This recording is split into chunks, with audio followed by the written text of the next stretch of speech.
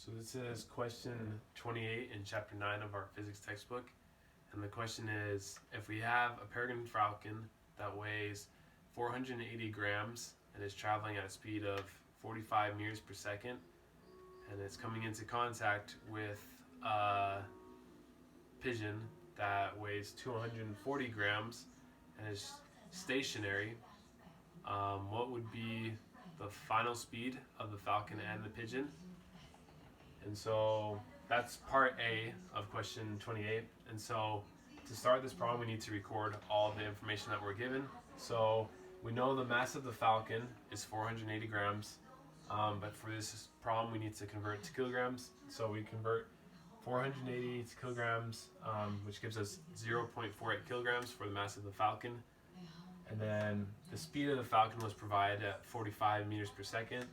The mass of the pigeon, we had to convert it as well to kilograms, giving us 0.24 kilograms. And then for the speed of the pigeon, that was also provided in the problem. It says the pigeon is stationary, so we can assume its speed is 0 meters per second. And so to do this problem, we have to use this equation that is derived from the conservation of momentum, and just input for the falcon. We just assigned M1 and V1 to the falcon and M2, V2 to the pigeon.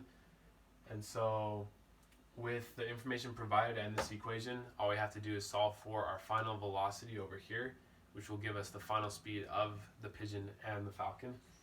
So once we input the information we have, we get 0.48 kilograms times by 45 meters per second plus, and with M2 V2 it would be 0.24 kilograms times by the velocity, which is 0 meters per second.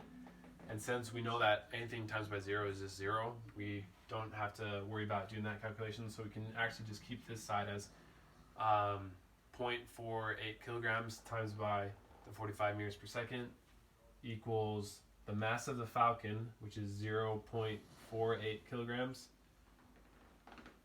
plus the mass of the pigeon, which is 0.24 kilograms, times by our final velocity.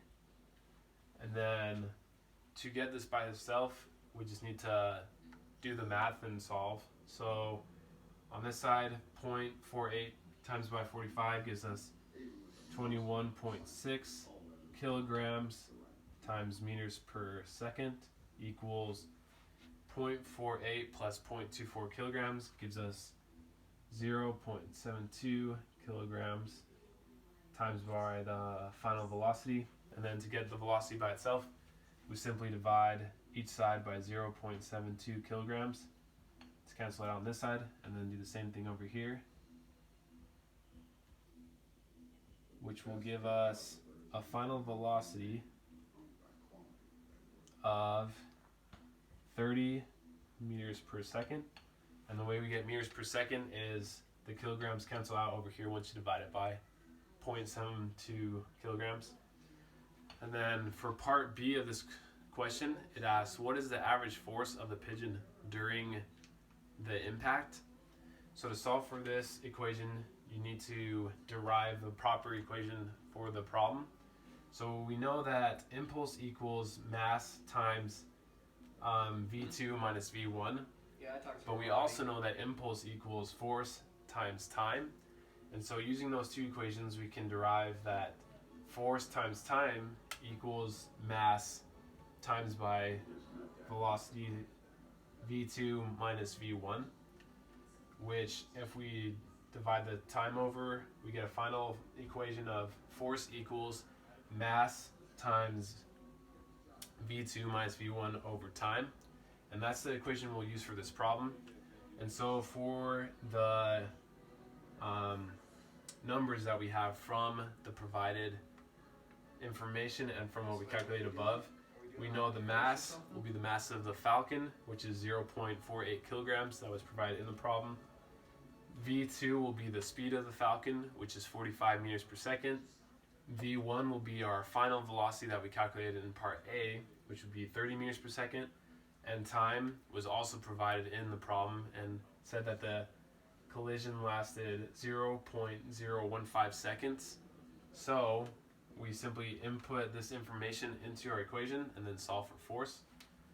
So once we do that, we should get force equals 0.48 kilograms times by 45 meters per second minus 30 meters per second, all over 0.015 seconds. And just because I'm running out of space, I'll just do all the math combined, which would give us force equals 480 kilograms times mass over second squared, which we know that that converted is the same thing as saying 480 newtons. So it's for question B, our answer would be 480 newtons. And that's how you do this problem. Wait, you bet.